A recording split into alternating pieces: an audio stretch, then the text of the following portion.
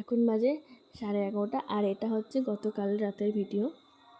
তো এখন যাব আমরা লোকনাথ বাবার মন্দিরে স্নান করতে, কারণ আজকে নাকি রাধাকুণ্ডের স্নান।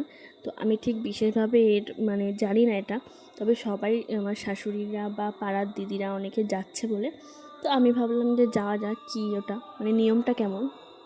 তো ওই জন্য দেখো আমরা রাত্রেবেলা আমার ছেলেকে ঘুম পাড়িয়ে আমি, আমার শাশুড়ি মা আর শ্বশুর যাব, আর পাড়ার অনেক দিদিরা জেঠিমারা যাচ্ছে।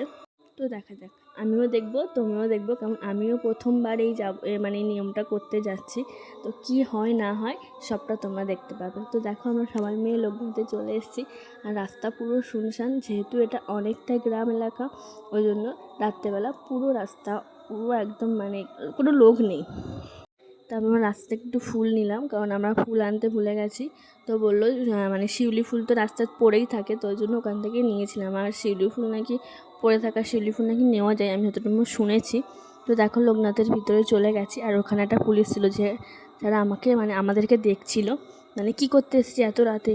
গ্রামের লোক তো আমরা এত রাতে ঘোরাঘুরি করে না, আর শহর হলে তো সবে সন্ধে, শহর হলে আর কি। তো দেখো আমরা ঘাটের ধারে চলে এসেছি, দুধ পুকুরের এখানে চলে এসেছি। আর সবাই এখানে বলা কওয়া করছে ঠিক 12টার সময় স্নান করতে হবে।